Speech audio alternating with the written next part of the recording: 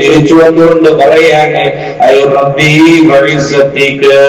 അല്ലാഹുവേ നിന്റെ ഇജ്ജത്തിനെ തന്നെയാണ് സത്യം. ലഖദ് ഖശീതു അല്ലാ യദ്ഖുല അഹദ്. അതേ ഞാനിപ്പോ പേടിക്കുന്നത് എന്താണെന്നറിയോ? അതേ അല്ലാ യദ്ഖുല അഹദ്, ഒരാളും തന്നെ ആ സ്വർഗത്തിലേക്ക് കടക്കൂല. കാരണമെന്തേ? മനുഷ്യന്റെ ശരീരം മനസ്സ് വെറുക്കുന്ന കാര്യത്തോട് മല്ലടിച്ചാലല്ലാതെ ആ സ്വർഗത്തിലേക്ക് കടക്കാൻ കഴിയൂല. ഹബീബായ റസൂലുള്ളാഹി സ്വല്ലല്ലാഹു അലൈഹി വസല്ലം തങ്ങൾ എത്രയാ നമുക്കതിനെ കുറിച്ച് പഠിപ്പിച്ചു തന്നത്. എന്നിട്ടോ അല്ലാഹു സുബ്ഹാനഹു വ തആല ഫലമ്മാ ഖലഖല്ലാഹു നാറ, നരകത്തെ സൃഷ്ടിച്ചു. സമാനമായ സംഭവം ജിബ്രീലിനോട് കാണാൻ പറയുന്നു.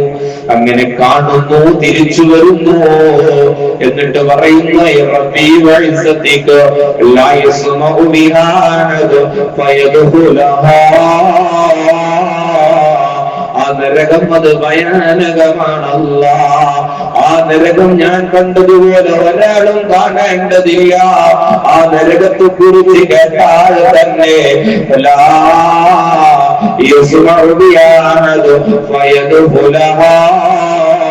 ഒരാളും അതിന്റെ ഭീതിപ്പെടുത്തുന്ന അവസ്ഥ കേട്ടാൽ തന്നെ ആ മനുഷ്യന് നരകത്തിൽ പ്രവേശിക്കൂല. അത്രമേലത് ഭയാനകമാണ്. അല്ലാഹു നരകത്തിന് മതിൽ കെട്ടുന്നു. അല്ലാഹു ആ നരകത്തിന്റെ മതിൽ കെട്ടി. എങ്ങനെയാണ്? മനുഷ്യന്റെ ശരീരം ആഗ്രഹിക്കുന്ന വസ്തുവിനെ കൊണ്ടാണ് അല്ല മതിൽ കെട്ടിയത്. എന്താ മനുഷ്യന്റെ ശരീരം ആഗ്രഹിക്കുന്നത്? ഹറാമ് കാണാനും, ഹറാമ് പറയാനും, ഹറാമ് ചിന്തിക്കാനും, തിന്മകളിൽ മുഴുകാനുമാണ് മനുഷ്യന്റെ ശരീരം പ്രേരിപ്പിച്ചുകൊണ്ടിരിക്കുന്നത്.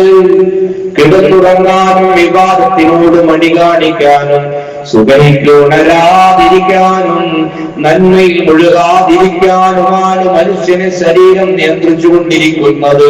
അത്തരത്തിലുള്ള മനുഷ്യന്റെ ശഹവത്തുകളെ കൊണ്ട്, അതേ ആഗ്രഹങ്ങളെ കൊണ്ട് അല്ലാഹു അതിന് മതിൽ കെട്ടി. എന്നിട്ട് അല്ല ഉറന്നു പോയി നോക്കി.